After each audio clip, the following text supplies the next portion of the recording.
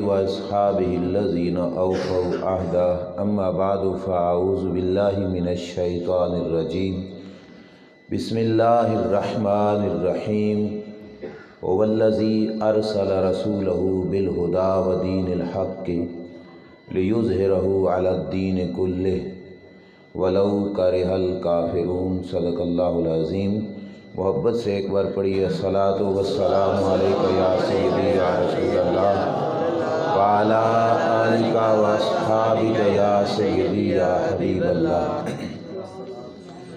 مولاي صل وسلم دائما ابدا علی حبیبک خیر الخلق کلہم منزہ عن شریک فی محاسنہ فجوہر الحسن فیہ غیر منقسم یا اکرم الخلق مالی من الوذ بہ سواک عند حلول الحادث العمم ولن یذیک رسول اللہ جاہک بیذ الکریم تجلی باسم منتقم رب صل وسلم دائما ابدا علی حبیبک خیر الخلق کلہم۔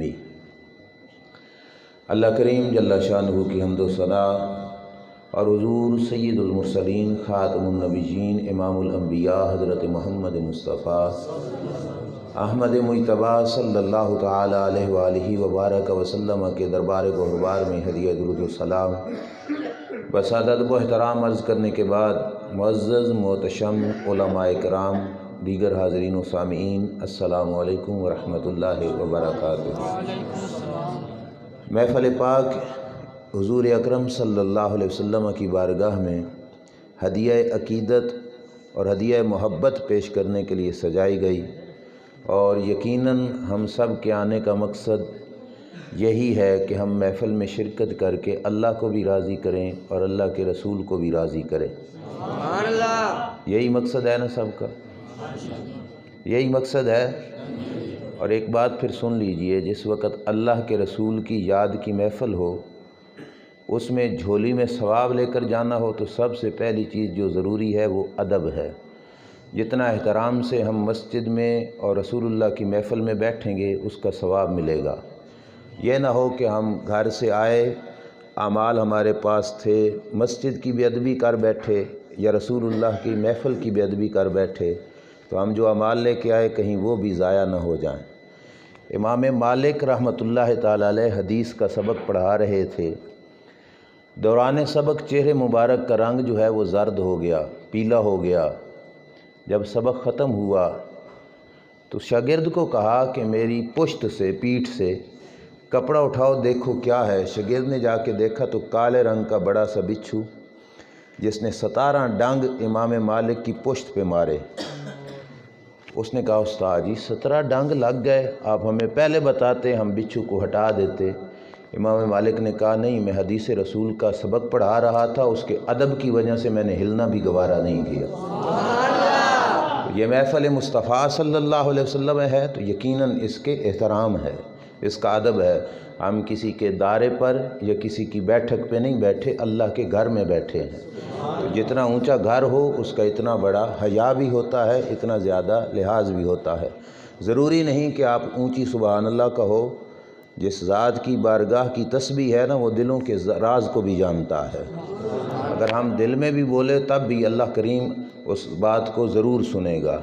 اب توجہ کیجئے، میں چند باتیں آپ کے سامنے عرض کروں گا، اللہ مجھے صحیح کہنے کی اور ہم سب کو سن کر عمل کی توفیق عطا فرمائے۔ درود پاک پڑھیے ایک بار پھر الصلاۃ والسلام علیکم یا سیدی یا رسول اللہ۔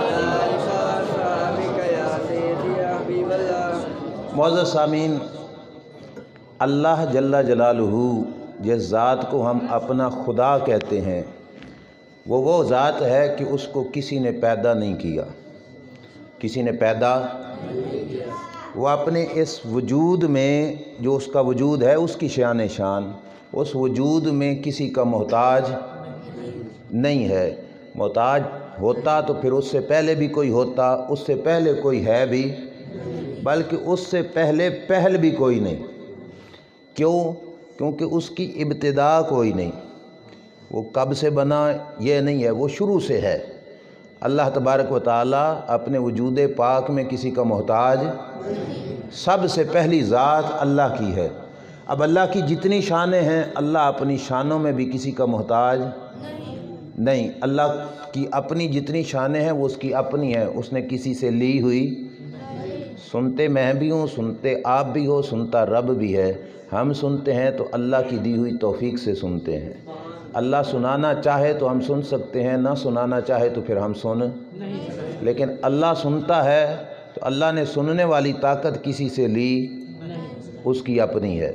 اللہ کا وجود پاک ہے تو اللہ تعالیٰ کو پیدا کسی نے نہیں کیا، وہ خود بخود ہے۔ اس بات کی سمجھ آ گئی؟ وہ خالق ہے، اس کی شانیں بھی کسی کی محتاج۔ سب سے اول وہ تھا جس وقت کچھ بھی نہیں تھا، اس وقت رب تھا۔ آ رہی ہے سمجھ اس بات کی؟ اللہ بالکل پہلے، اس سے پہلے کچھ بھی، بلکہ یہ میں نے کہہ دیا نا کہ اس سے پہلے پہل بھی کوئی نہیں، کوئی شے ہی کوئی نہیں، سب سے پہلی ذات اکیلا رب۔ پھر اللہ نے ایک ارادہ فرمایا کہ میں بناؤں مخلوق۔ اللہ کے ما سوا کل کائنات، یہ پتھر ہوں، درخت ہوں، پہاڑ ہوں، پانی ہو، ہوا ہو، انسان ہوں، حیوان ہوں، مسلمان ہوں، کافر ہوں، سب کو کس نے بنایا؟ اللہ نے۔ اللہ کو اللہ اکیلا۔ اب اللہ نے ارادہ فرمایا کہ میں آغاز کروں، افتتاح کروں اپنی مخلوق کا۔ مخلوق میں سے رب نے سب سے پہلے کس کو بنایا؟ میں یہ بات عرض کرنے سے پہلے آپ کو ایک مثال دیتا ہوں۔ آپ کے ہاں شاید رواج ہو، ہمارے ہاں تو یہ رواج ہے کہ جب گھر میں بچی بیاہ کے لاتے ہیں نا، ہم تو نو بولتے ہیں، آپ بہو، اردو میں بہو کہتے ہیں، بچے کی بیٹی جس کو بیاہ کے لے آئے گھر میں، 2-3 دن تو اس کو بیڈ پہ بٹھا کے کھانا دیا جاتا ہے، مہمان نوازی کی جاتی ہے۔ 2-3 دنوں کے بعد گھر والے کہتے ہیں بھائی آ بھائی اپنا کچن سنبھال، یہ کچن تیرا ہے، اس کی ذمہ داریاں تو نے لینی ہیں۔ تو سب سے پہلے نوح کے ہاتھوں سے کون سا کھانا پکوایا جاتا ہے؟ میٹھا۔ کون سا؟ میٹھا۔ کیا نیت ہوتی ہے کہ ابتدا ہے اس گھر میں پہلے کھانے کی، تو ابتدا کس چیز سے کی جائے؟ میٹھی شے سے کی جائے۔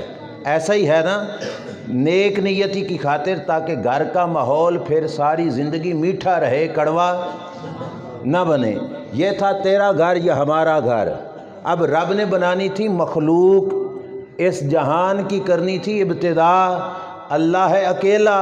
اب رب نے چاہا کہ میں بناؤں کسی مخلوق کو، تو مخلوق میں سے سب سے پہلی جو مخلوق رب نے پیدا کی، تو رب نے بھی چاہا کہ میں اس ذات کو پیدا کروں جو سب سے میٹھی ہو، جو سب سے اب سب سے میٹھی چینی ہے، گنا ہے، گڑ ہے، شکر ہے، شہد ہے۔ اب کہو گے یہ میٹھی ہے لیکن زیادہ میٹھی یہ چیزیں نہیں۔ کیوں؟ زیادہ میٹھی وہ شے ہوتی ہے جس میں کڑوا ملے نا تو وہ کڑوی نہ ہو، وہ میٹھی رہے، بلکہ اس کی شان یہ ہو کہ وہ کڑوے کو بھی کیا کر دے؟ گنے کا رس ہو، تھوڑی سی کڑوی چیز ملا دو تو ذائقہ خراب ہو جائے گا کہ نہیں؟ بولیے نا۔ شاید بہت زیادہ میٹھا ہوتا ہے، ایک قطرہ تمے کے رس کا ڈال دو، تمہ تو سمجھتے ہو نا، کوڑ تمہ، اس کا رس ملا دو تو شاید کڑوا ہو جائے گا۔ یہ ایک ایسا میٹھا جس میں تھوڑا سا کڑوا ملا تو اس کی مٹھاس ختم ہو گئی۔ ایک شے ایسی بھی میٹھی تھی رب ذوالجلال کی مخلوق میں اور اللہ کے ارادے میں، جو میٹھا اتنا تھی کہ اس کے ساتھ کڑوا ملے تو وہ کڑوی نہیں ہوتی بلکہ کڑوے کو بھی میٹھا بنا دیتی ہے۔ اب وہ ذات کون سی تھی؟ وہ ذات تھی تیرے میرے آقا صلی اللہ علیہ وسلم کی ذات۔ وہ اتنے میٹھے کہ بڑے سے بڑا کڑوا بھی ملے ان سے تو وہ بھی ہو جائے۔ اب رب نے چاہا کہ میں مخلوق کی ابتدا کروں اور پہلی مخلوق بناؤں، تو پہلی مخلوق جب رب نے بنانی چاہی تو رب نے اپنی مخلوق میں سے دیکھا کہ جو سب سے میٹھا ہے، اور سب سے میٹھی کل کائنات میں چینی نہیں، شکر نہیں، گڑ نہیں، شیرہ نہیں، شہد نہیں، شہد سے بھی ہے میٹھا نام محمد صلی اللہ علیہ وسلم۔ تو وہ حضور کی ذات تھی جو سب سے میٹھی تھی۔ تو اللہ نے فرمایا کہ میں اپنی کائنات کا آغاز کروں تو کس سے کروں؟ حضور کی ذات سے کروں۔ کیوں؟ کیونکہ یہ ایسے میٹھے ہیں جو کڑوے کی کرواہٹ سے کڑوے بلکہ کڑوے کو بھی کیا بنا دیتے ہیں؟ کوئی جتنا کڑوا بھی ہو، جتنا بھی ترش ہو، جتنا بھی سخت ہو، میرے نبی کے ساتھ لگا تو حضور نے اس کو بھی دیا قلبی۔ ایک شخص تھا جو اپنی بیٹیوں کو زندہ درگور کرتا رہا، زندہ دفن کرتا رہا قبروں کے اندر، لیکن میرے نبی علیہ السلام کے ساتھ ملا تو اس کے بارے میں آتا ہے کہ زمین پہ چلتے ہوئے پورے پاؤں زمین پہ نہیں رکھتا تھا، پاؤں کی یہ 4 انگلیاں رکھ کے چلتا تھا۔ لوگوں نے پوچھا پورا پاؤں کیوں نہیں زمین پہ رکھتے؟ وہ کہتا تھا ڈرتا ہوں کہ پاؤں کے نیچے کوئی کیڑی آ کے نہ مر جائے۔ کڑوا کتنا کہ بیٹیاں ماری، حضور کے سنگ ملا تو سرکار نے میٹھا اتنا کیا کہ اب کیڑی کی جان کا بھی کیا بن گیا؟ محافظ بن گیا ہے۔ تو سب سے میٹھی ذات کس کی تھی؟ اللہ کے پیارے نبی صلی اللہ علیہ وسلم کی۔ تو میرے رب نے چاہا کہ سب سے پہلے میں حضور کو بناؤں، سب سے پہلے۔ اب آپ کے علم میں آ گیا اللہ نے سب سے پہلے کس کو بنایا؟ سب سے پہلے کس کو بنایا؟ حضور سے پوچھئے۔ میرے نبی علیہ السلام سے حضرت جابر نے پوچھا یا رسول اللہ، اللہ نے سب سے پہلے کیا بنایا؟ تو سرکار نے فرمایا ان اللہ خلق قبل الاشیاء نور نبیک من نورہ۔ اے جابر، ہر شے سے پہلے اللہ نے تیرے نبی کا نور پیدا فرمایا ہے۔ اب سب سے پہلے کیا بنا؟ سب سے پہلے کیا بنا؟ اللہ نے اپنے محبوب کا نور پیدا کیا۔ اب یہ بات توجہ سے سننی ہے، نور پیدا کر کے اللہ نے اس نور کو سامنے بٹھایا اور بٹھا کے فرمایا انا و انتا و ما سوا کا خلقت لاجل کا۔ سونیا میرا مقصود تیری ذات، میرا مقصود باقی جو بھی بنایا میں نے تیری خاطر ہی بنایا۔ میرا مقصود زمین بنانی اللہ کا مقصود نہیں تھی، مقصود ہے نبی علیہ السلام۔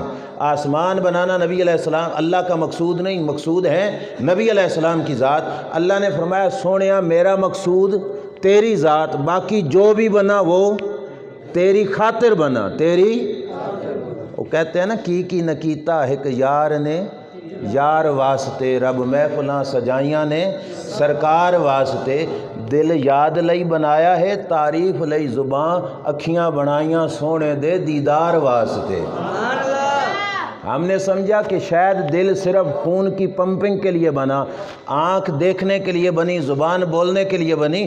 اس نے بڑی پتے کی بات کی کہ دل رب نے اس واسطے نہیں دیا کہ صرف خون پمپ کرے، دل یاد لئی بنایا ہے، تعریف لئی زبان۔ رب نے دل بنایا کہ میرے نبی کی یاد کرتا رہے، زبان بنائی میرے نبی کی تعریف کرتا رہے، اکھیاں بنائیاں سونے دے دیدار واسطے، آنکھیں بنائیں اس واسطے کہ میرے نبی کا دیدار کرتا رہے۔ یہ بات سمجھ آ گئی؟ رب کا مقصود حضور کی ذات، باقی جو بھی بنا کس کی خاطر بنا؟ جو بھی بنا، جو میں سب کچھ، درخت، آسمان، ستارے، زمین، پانی، پتھر، پہاڑ، انسان، حتیٰ کہ نبی بھی بنے تو کس کی خاطر؟ بولیے نا کس کی خاطر؟ یہ سارا جہاں کس کی خاطر؟ ہمارا وجود کس کی خاطر؟ حضور کی خاطر۔ آپ سوچو گے نبیوں نے تو اپنی امتوں کو تبلیغ کی، نبی حضور کی خاطر کیسے بنے؟ اب دیکھیے آپ نے محفل سجائی، محفل میں خصوصی مہمان کو بلایا، مہمان کے ساتھ دوسرے لوگ بھی تھے، تو دوسرے لوگوں کو اس لیے بلایا تاکہ ایک خصوصی مہمان کے آنے تک محفل کو کیا رکھیں؟ جگا کے رکھیں، محفل کو گرم کر کے رکھیں، یہی مقصد تھا۔ اللہ تعالیٰ نے سارا جہان حضور کے واسطے سجایا، باری باری نبیوں کو بھیج رہا، جا آدم تو بھی اعلان کر کے آخر پہ ایک نبی آئے گا، جا نوح تو بھی اعلان کر کے آخر پہ ایک، اے ابراہیم تم بھی جاؤ اور جا کے لوگوں کو بتاؤ کہ آخر پہ ایک، اے موسیٰ تم بھی جاؤ لوگوں کو بتاؤ کہ آخر پہ ایک، اے عیسیٰ تم بھی جاؤ جا کے لوگوں کو بتاؤ کہ آخر پہ ایک۔ عیسیٰ علیہ السلام، موسیٰ علیہ السلام، ابراہیم علیہ السلام، آدم علیہ السلام، ہر نبی کو رب نے حضور کے نام کے حقے لگانے کے لیے بھیجا۔ اور سیرت کی ہر کتاب میں یہ بات موجود ہے، ہر نبی نے اپنی ساری زندگی میں یہ بات لوگوں کو بتائی کہ اے لوگو میرے جانے کے بعد اگر تمہاری زندگی میں آخری نبی آ گئے تو تم نے میرا کلمہ چھوڑ دینا ہے، کلمہ پھر ان کا پڑھنا ہے، کلمہ پھر۔ ہر نبی نے نعرے لگائے کس کے؟ آخری نبی صلی اللہ علیہ وسلم کے، تیرے میرے آقا کے۔ اور یہاں پہ یہ بات بھی قابل غور ہے، نبیوں میں سے اکثر نبیوں نے یہ خواہش کی کہ یا اللہ ہمیں حضور کی امت بنا۔ مزے کی بات ہے، تو نے میں نے مانگا نہیں، رب نے کرم سے ہمیں اپنے نبی کا امتی بنایا۔ اور ان کے امتی بننے کے لیے نبی دعائیں کرتے رہے، لیکن رب نے چنا ان کی امت کے لیے تو ہم گناہ گاروں کو چن لیا۔ ہر نبی نے ان کے ناموں کے ہوکے لگائے، حتیٰ کہ سنیے عیسیٰ علیہ السلام، جانتے ہو عیسیٰ علیہ السلام کو؟ عیسیٰ علیہ السلام کی کیا شان تھی؟ وَأُبْرِئُ الْأَكْمَحَ وَالْأَبْرَصَ وَأُحْيِي الْمَوْتَىٰ بِإِذْنِ اللَّهِ۔ اللہ نے یہ شان بخشی تھی، مادر زاد اندھا، جو پیدا ہی اندھا ہو عیسیٰ علیہ السلام کے پاس لایا جاتا، یوں ہاتھ پھرتے اللہ آنکھیں بھی دے دیتا، آنکھوں میں نور بھی عطا فرما دیتا تھا۔ مادر زاد اندھا آپ سمجھتے ہیں؟ شاید آپ نہ سمجھتے ہوں۔ ایک تو وہ ہے نا جس کی نظر کمزور ہو جائے، اینک لگوا لیتا ہے نا آپریشن کرا کے۔ ایک وہ ہے جو نبینہ ہو جائے، ڈاکٹر نبینے کا علاج نہیں کر پاتے۔ ایک وہ ہے جو پیدا ہی اندھا ہو، اور پیدا اندھا ہونے کی یہ صورت ہے کہ یہ ڈیلے بھی نہ ہوں، آنکھوں کا یہ سوراخ بھی نہ ہو، بالکل یہ جگہ ایسے ہو جیسے رخسار ہیں، یہاں پہ پتہ ہی نہ چلے کہ آنکھوں کی کوئی جگہ ہے۔ ایسا بچہ بھی پیدا ہو جاتا، عیسیٰ علیہ السلام کے پاس لے جاتے، آپ ہاتھ مارتے، اللہ سوراخ بھی بنا دیتا، ڈیلا بھی پیدا فرما دیتا، ڈیلے میں نور بھی آ جاتا، اس نور نے دیکھنا بھی شروع کر دیتا۔ اب اس کے بعد اگلا مرحلہ دیکھو، والابرص، کوڑ کا کوئی مریض کوڑا ہوتا جس کے جسم پہ سفید رنگ کے داغ ہوتے، وہ بھی حضور کے دربار میں لایا جاتا، میرے حضرت عیسیٰ علیہ السلام اس کے بدن پہ ہاتھ پھیرتے، اللہ اس کو بھی، توجہ ہے سب کی، اللہ اس کو بھی، سمجھ آ رہی ہے کہ نہیں؟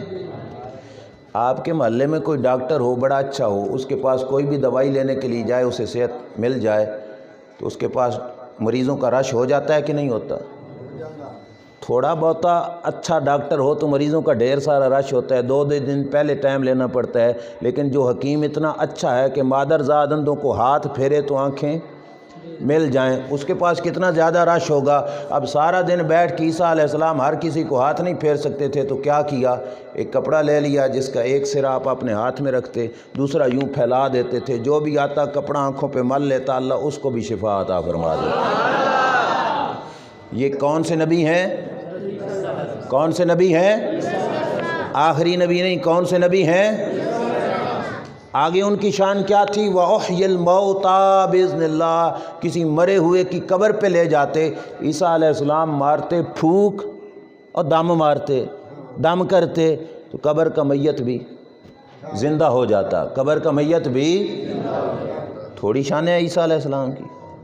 اور پھر ان کی تو ابتدا بھی معجزہ کیا کہ بغیر باپ کے پیدا ہوئے، بغیر پنگوڑے کے اندر کلام کیا کہ اللہ نے مجھے اپنا نبی بنانا ہے، مجھے کتاب بھی عطا فرمانی ہے، اور مجھے تمہاری طرف اللہ نے اپنا نبی بنا کے مبعوث بھی فرمانا ہے۔ یہ پنگوڑے میں کیا، ماں کا دودھ پیتے ہوئے، یہ شان بھی عیسیٰ علیہ السلام کی تھی۔ اب ساری شانیں سمجھ آئیں عیسیٰ علیہ السلام کی؟ یہ ساری شانیں جب سنی نا حضرت یحییٰ علیہ السلام نے، آپ کے خالہ زاد بھائی تھے، خالہ زاد بھائی تھے، انہوں نے بندہ بھیجا عیسیٰ علیہ السلام کے پاس کہ عیسیٰ یہ بتاؤ کہیں تم آخری نبی تو نہیں؟ کیا تم آخری نبی تو نہیں؟ اتنی بڑی بڑی شانیں دکھا رہے ہو۔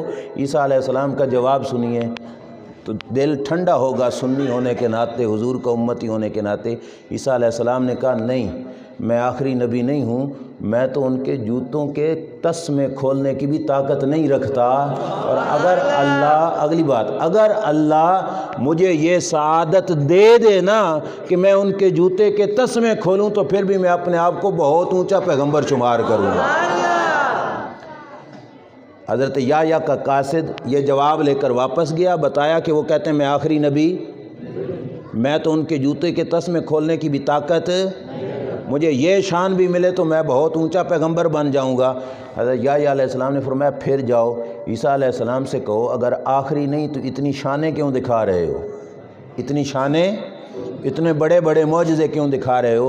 اب سنو عیسیٰ علیہ السلام کا جواب۔ عیسیٰ علیہ السلام نے کہا اتنی شانیں اس واسطے دکھا رہا ہوں کیونکہ جس کی شان بیان کرنی ہے نا وہ بڑی اونچی شان والا ہے۔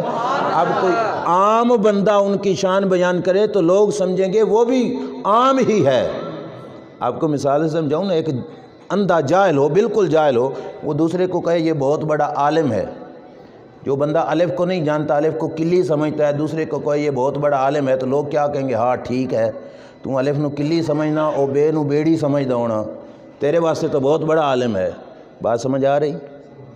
اسی طرح ایک بندہ چوہوں سے ڈرتا ہو، وہ دوسرے کو کہے یار فلانا بندہ بڑا بہادر ہے، تو لوگ کیا کہیں گے؟ یہی کہیں گے نا، تو چوہوں سے ڈرتا ہے، وہ بلی اور کتے سے ڈرتا ہوگا، تیرے نگاہ میں وہ بہت زیادہ بہادر ہے۔ تو عیسیٰ علیہ السلام نے کہا میں بھی تو اپنی شانیں دکھاؤں نا، ساری شانیں دکھا کر پھر بتاؤں کہ آنے والا بڑی شان والا ہے، پھر لوگوں کو پتہ چلے گا جو اتنی شانیں دکھا کے کہتا ہے کہ آنے والا بڑا ہے، اس کی شان اتنی ہے تو آنے والے کا کمال کتنا ہوگا۔ رب نے سب کچھ بنایا کس کے لیے؟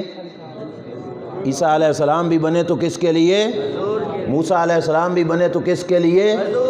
ہر نبی نے اپنی زندگی میں نعرے لگائے تو کس کے؟ میرے نبی علیہ السلام کی عظمتوں کے نعرے لگائے۔ حضرت آدم علیہ السلام کی بات سناتا چلوں۔ حضرت آدم علیہ السلام نے جب آنکھ کھولی، عرش کے پائے پہ لکھا ہوا دیکھا لا الہ الا اللہ محمد الرسول اللہ، رب سے کہا یا اللہ، لا الہ الا اللہ کا تو معنی سمجھ میں آ رہا ہے، یہ محمد الرسول اللہ کا کیا مطلب ہے؟ اب توجہ کیجئے خاموشی سے، اللہ نے کیا جواب دیا؟ اللہ نے فرمایا اے آدم، یہ محمد وہ ہیں، اگر محمد نہ ہوتے تو میں تجھے بھی پیدا نہ فرماتا۔ سارا کچھ بنایا کس کے لیے؟ آپ مسجد میں بیٹھے ہو، میں ایک بات پوری ذمہ داری سے عرض کرتا چلوں، علماء بھی تشریف فرما ہے، اللہ نے جتنی شریعتیں رکھیں پہلے، وہ ساری شریعتیں بھی حضور کے واسطے تھیں، اور یہ شریعت جو ہمیں ملی نا، یہ شریعت بھی صدقہ کس کا ہے؟ میرے نبی علیہ السلام کا ہے۔ اور عبادت میں رب کا مقصود عبادت نہیں، ہم عبادت کرتے ہیں، اللہ ہماری عبادت کا محتاج، ہم میں سے کوئی بھی سجدہ نہ کرے اللہ کا کچھ گھٹ جائے گا؟ بولیے نا، یہ سارا محلہ ہی مسیتی آ جاوے اللہ کا کچھ بڑھ جائے گا؟ نہیں۔ تو پھر رب کیوں ہم سے سجدے کروانا چاہتا ہے؟ وجہ یہ ہے کہ رب نے کائنات سجائی یار کی خاطر، پھر عبادت رکھی کہ دیکھوں تو صحیح میرے یار کو کوئی مانتا بھی ہے کہ نہیں مانتا۔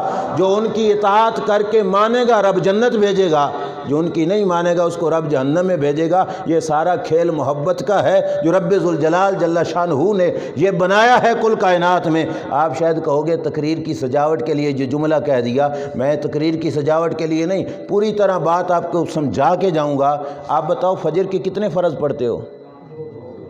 کتنے فرض پڑھتے ہو؟ ٹوٹل رکعتیں تو 4 ہیں، فرض کتنے ہیں؟ 2۔ ایک بندہ کہے یار صبح کا ٹائم میرے پاس بڑا ہوتا ہے، میں دیر سے کام کرنے کے لیے جاتا ہوں، میں 2 نہیں 4 پڑھوں گا، 2 نہیں 4۔ قاری صاحب سے کہے قاری صاحب آج سویرے فجر دیاں 4 رکعتیں پڑھانیاں، تو سویرے 4 رکعتیں پڑھ دے وے، قبول ہو جائیں گی؟ بولیے سارے، کیوں 4 رکعتوں میں سجدے گھٹ جائیں گے 2 سے؟ 2 رکعتوں میں کتنے سجدے ہیں؟ تو 4 رکعتیں ہو گئی ہیں تو سجدے بڑھ نہیں گئے؟ سجدوں کی تسبیحیں بھی، سورۃ فاتحہ بھی، رکوع بھی، اتحیات بھی، لیکن اس کے باوجود اللہ قبول، کمال ہے، 2 قبول کرتا ہے 4۔ دیکھو نا آپ دکان پہ جاؤ، ایک بندہ کہے 2 روپے کی شے ہے، آپ اسے 4 دے دو تو آپ کو چیز کو نہیں دے گا، وہ تو بسم اللہ کر کے دے گا۔ 200 والی چیز کی جگہ آپ 400 دو تو اگلا بندہ پیچھے ہٹا لے گا، شے بڑی خوش ہو کے دے گا۔ سمجھ آ رہی ہے بات کہ نہیں؟ رب نے چاہا کہ 2 پڑھے، 2 کی بجائے کوئی 4 پڑھتا تو اللہ بسم اللہ کر کے قبول کرتا، لیکن رب منہ پہ دے مارے گا۔ کیوں؟ رب کو تیری میری 2 رکعتوں کی ضرورت نہیں، رب کو یار کی اطاعت کی ضرورت ہے۔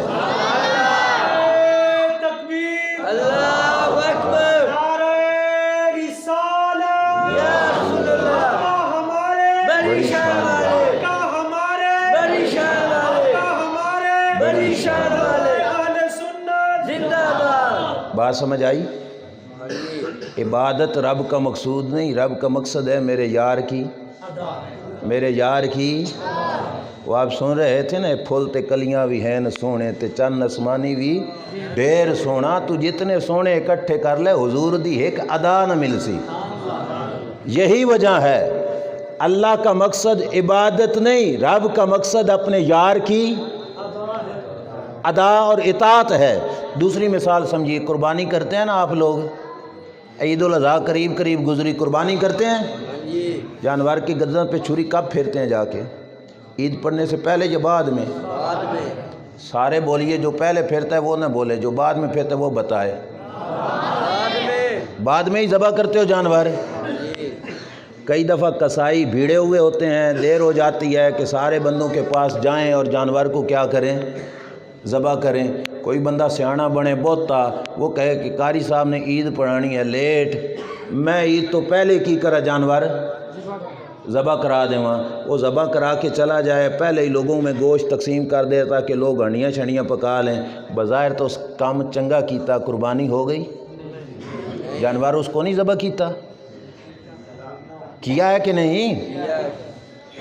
ایک بندہ کرے بکرا ذبح، وہ کرے قربانی کی عید پڑھ کے، دوسرا کرے 10 اونٹ ذبح قربانی کی عید سے پہلے۔ قربانی کس کی؟ کس کی؟ یار وہ دوسرا بندہ 10 اونٹ کر رہا ہے، اس کی نہیں، رب قبول کرے گا؟ بکرے والی کی قبول کر لے گا۔ کیوں؟ رب کا مقصد جانور کا گوشت نہیں ہے، جانور نہیں ہے، اللہ کا مقصد ہے کہ میرے یار کی ادا کو کون ادا کرتا ہے؟ جس نے کی قربانی کی عید پڑھنے سے پہلے، اس نے کی اللہ کے رسول کی اطاعت سے ہٹ کر، جس نے کی قربانی پڑھ کر، عید پڑھ کر، اس نے کی نبی کی تابع داری میں۔ اللہ یار کی تابع داری کو دیکھتا ہے، تیرے میرے مال کو نہیں دیکھتا۔ تو پھر سارا جہان رب نے کس کی خاطر بنایا؟ یہ نمازیں، یہ عبادتیں کس کی خاطر بنائیں؟ بولیے نا، کس کی خاطر بنائیں؟ آپ کو ایک اور مثال سے سمجھاؤں، یہ بھی عبادت کے اندر ہی مثال سے سمجھاؤں گا۔ رمضان شریف کے روزے گزرے، گرمیوں میں تھے کہ سردیوں میں؟ گرمیوں میں۔ سب نے رکھے؟ چلو اس بات کو چھوڑو، جس نے رکھے جس نے نہیں رکھے، پردہ ہے رب کی طرف سے۔ بہرحال گرمیوں میں تھے کہ نہیں؟ جنہوں نے رکھے ان کو تو پتہ ہوگا روزہ گرمی کا رکھنا اوکھا ہے کہ سوکھا۔ پھر کام کاج والے آپ لوگ ہو، روزہ رکھ کے پھر ساری دیہڑی کام کاج کرنا کھیتوں میں، بڑا اوکھا کام ہے کہ نہیں؟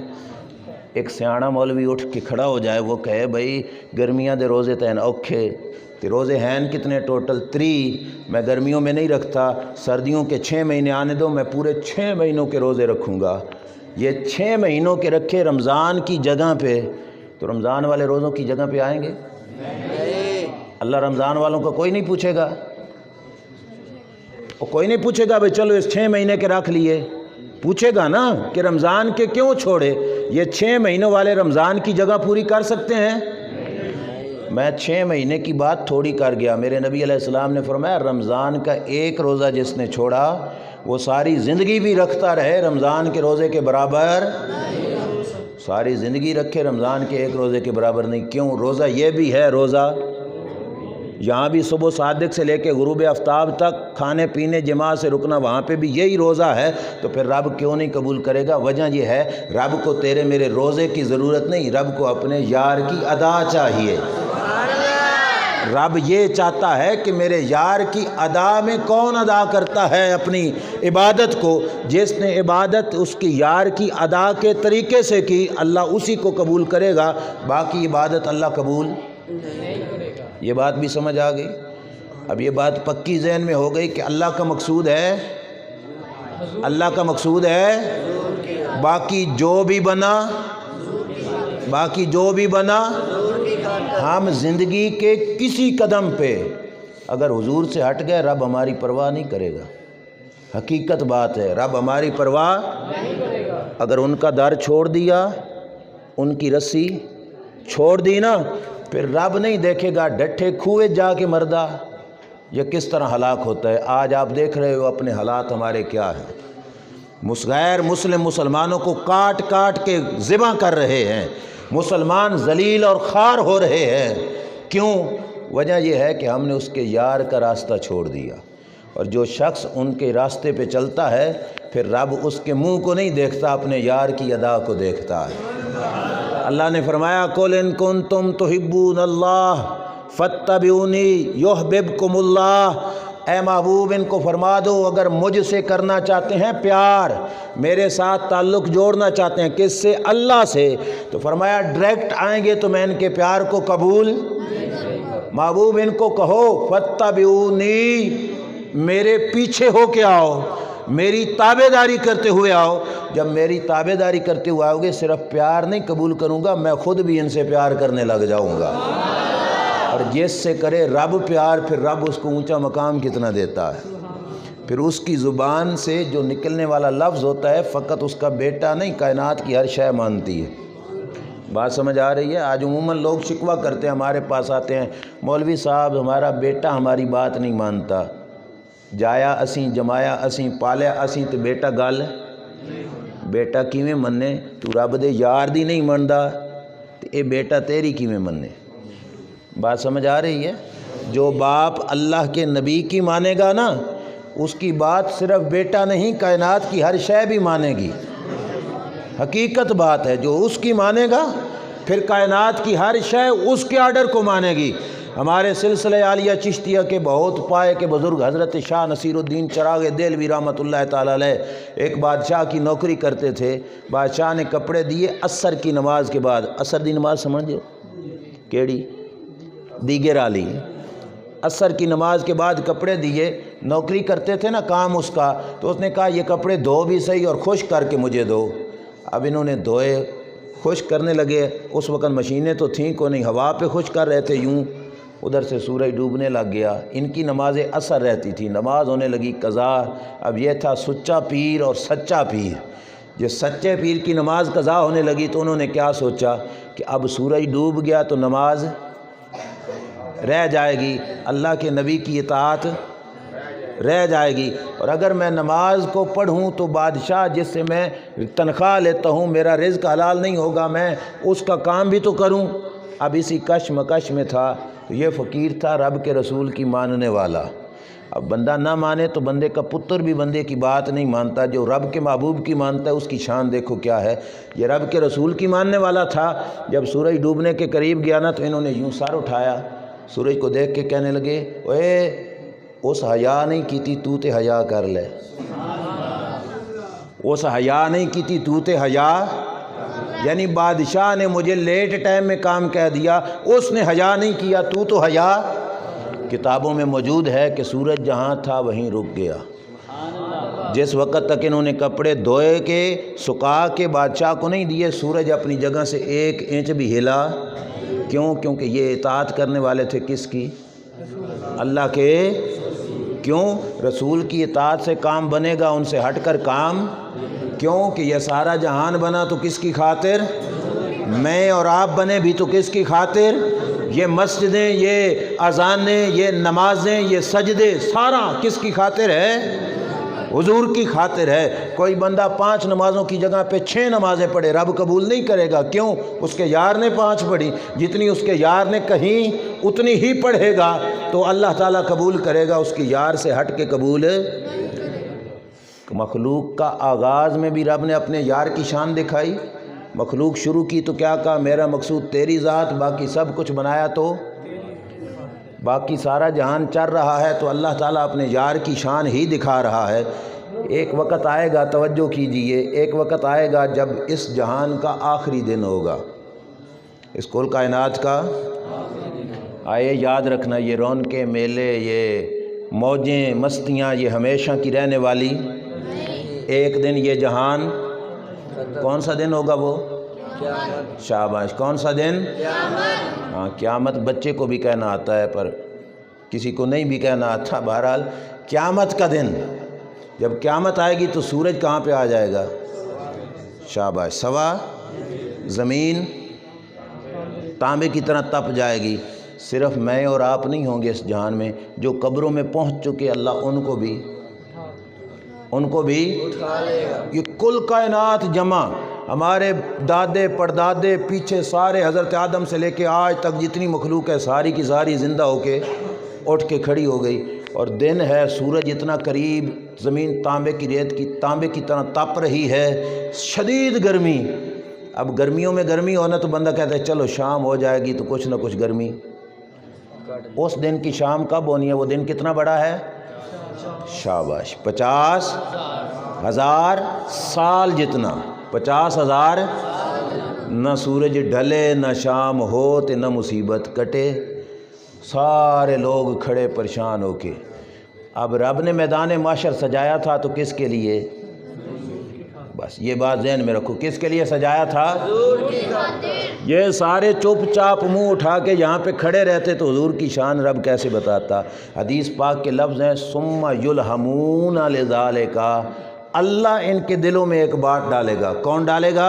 اللہ۔ کون بات ڈالے گا؟ اللہ۔ یہ بات یاد میں رکھنی، میں آگے جا کے پھر پوچھوں گا بھلا یاد ہے کہ نہیں۔ کون دل میں بات ڈالے گا؟ اللہ۔ بات کیا ڈالے گا؟ اور بدبخت تو دنیا میں تمہارا کام پھنس جاتا تھا تو کسی سفارشی کے دروازے پہ جاتے تھے، ایسا ہے؟ اور کوئی کام مشکل ہوتا تو لوگ سفارشی ڈھونڈتے ہیں کہ نہیں؟ یار ہماری سفارش کر تاکہ ہمارا کام بن جائے۔ اللہ دل میں ڈالے گا، دنیا پہ تمہارا کام پھنستا تو تم سفارشی ڈھونڈتے، آج مصیبت تم پہ پڑی تو تم سفارشی کیوں نہیں ڈھونڈتے؟ جاؤ ڈھونڈو کوئی نہ کوئی سفارشی۔ یہ بات کس نے دل میں ڈالی؟ اللہ۔ بولیے کس نے ڈالی؟ اللہ۔ یہ بات آپ نے ذہن میں رکھنی ہے۔ اللہ بندوں کو مشرک بنانا چاہتا ہے۔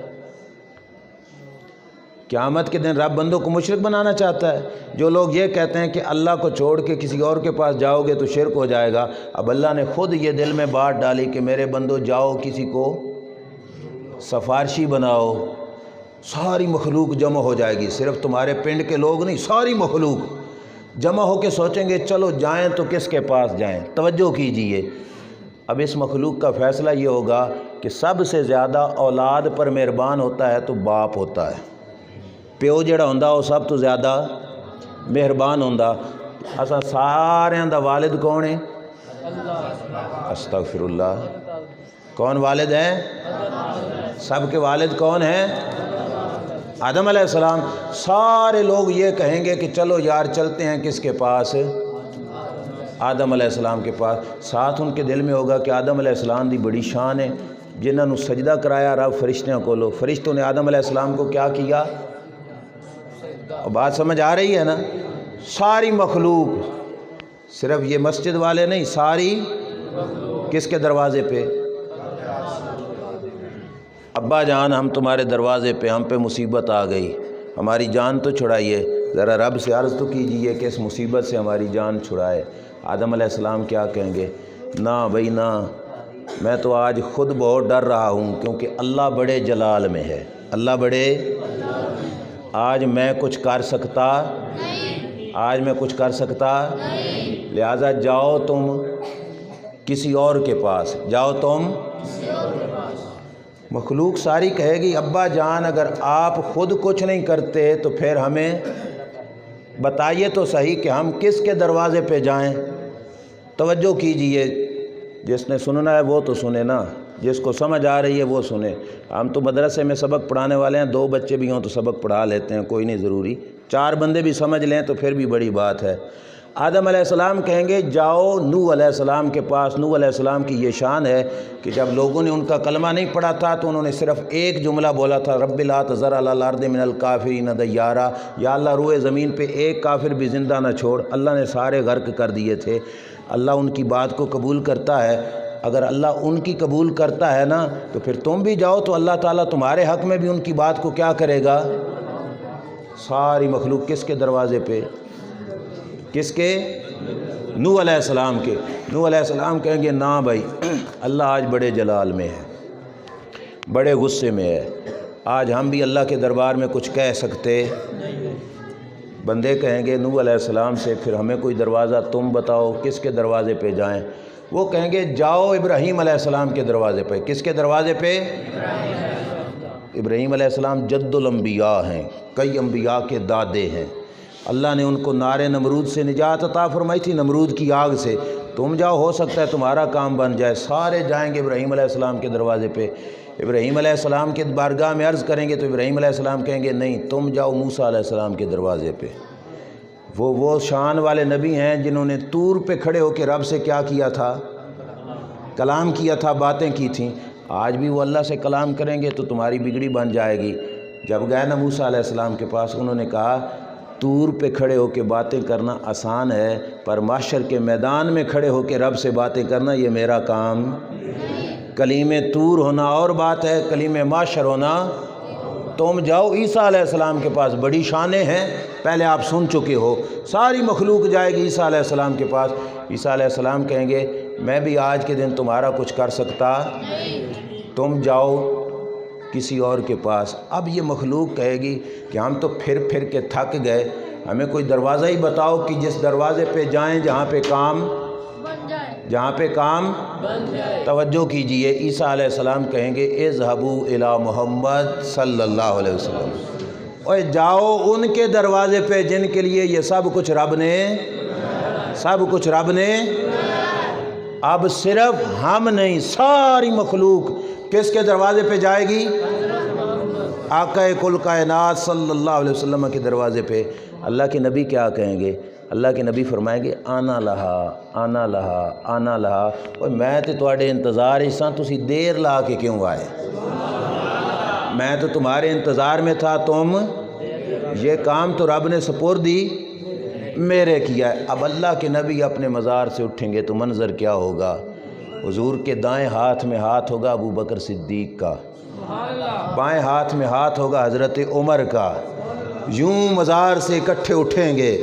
یاری ہوئے تو اینج دی ہوئے نا جڑے میدان محشر چی حضور نے اپنے ساتھ لگایا ہے، اس طرح حضور علیہ السلام محشر کے میدان سے اٹھیں گے۔ اب توجہ، جو تقریر کے شروع میں نے بات کہی، اللہ کے دربار میں حضور جائیں گے، یا اللہ جب تو نے مجھے پیدا کیا تھا تو مجھ سے کہا تھا سونے میرا مقصود باقی سب کچھ، تو حضور کہیں گے یا اللہ جب بنایا میرے واسطے تو آج معاف بھی، یا اللہ میری خاطر ہی کی کر دے، چھڑ دے انہاں نے، میں چھڑانے آیا ہوں۔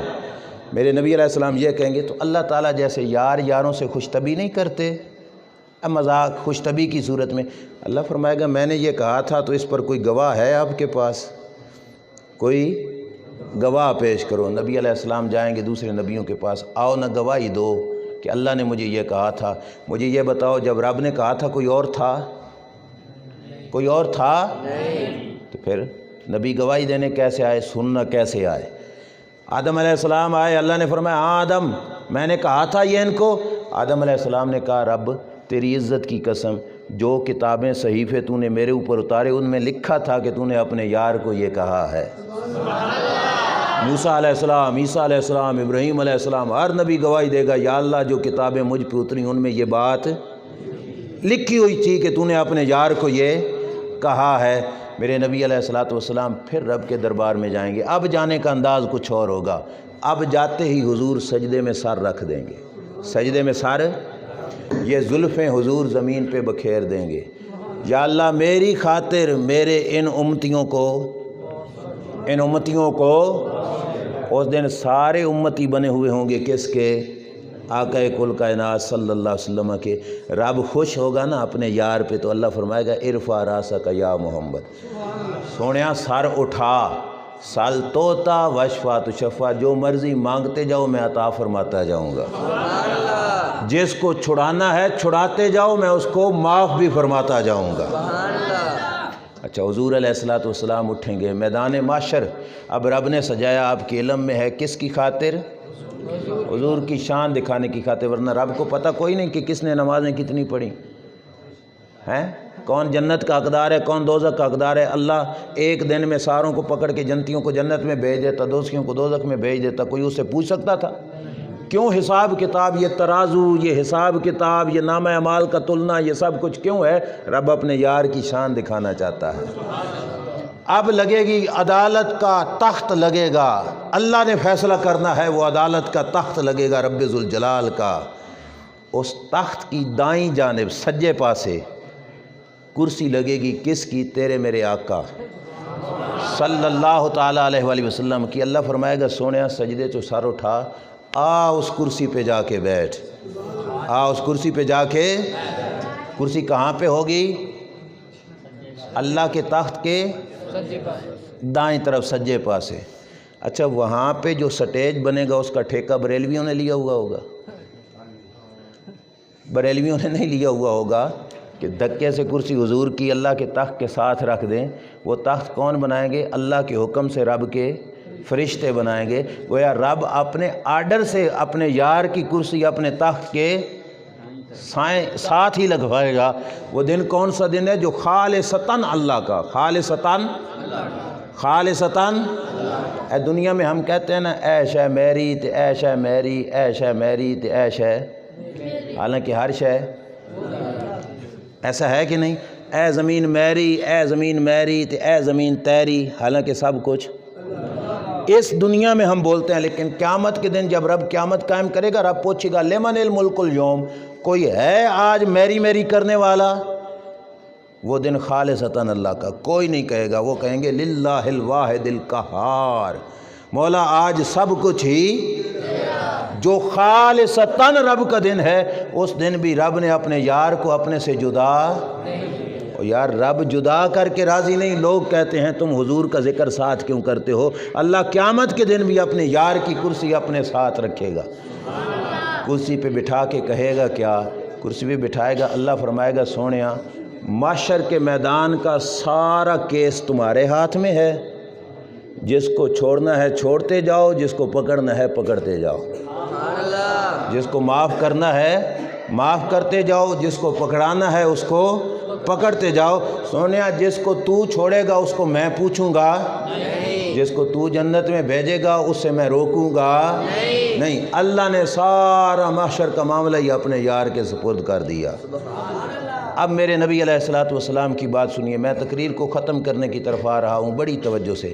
سرکار فرماتے ہیں میں اس تخت سے اٹھ کر جب جاؤں گا نا جنت کی طرف، سرکار نے فرمایا انا اول من یحرک حلق الجنہ، فرمایا سب سے پہلا بندہ میں ہوں گا جو جنت کی کنڈی کھولوں گا جا کے۔ جنت کی کنڈی کون کھولے گا؟ کون کھولے گا؟ جنت بنائی کس نے؟ کس نے بنائی؟ اچھا تو کھلائی کس سے؟ کیوں؟ سب کچھ بنایا ہی کس کے لیے ہے؟ سارا کچھ بنایا کس کے لیے ہے؟ آپ کو مثال سے سمجھاتا ہوں پھر مزہ آئے گا۔ آپ کے علاقے میں کوئی دکان بنائے بازار میں بڑی سی، تو دکان کا ایک دن افتتاح رکھے گا، ایسا ہے کہ نہیں؟ جس دن افتتاح رکھے گا دروازہ بند، سامنے ایک پٹی لگائے گا، اپنے پیر صاحب کو، اپنے شیخ کو، اپنے بزرگ کو بلائے گا، آؤ سائیں پٹی کاٹو تاکہ دکان کا افتتاح کریں، ایسا ہے کہ نہیں؟ اب آپ نے ایک بات سوچ سمجھ کے جواب دینا ہے، پٹی کاٹنے سے پہلے اس دکاندار کے پاس ہزاروں کا گاہک آ جائے، دکان کا دروازہ کھلے گا؟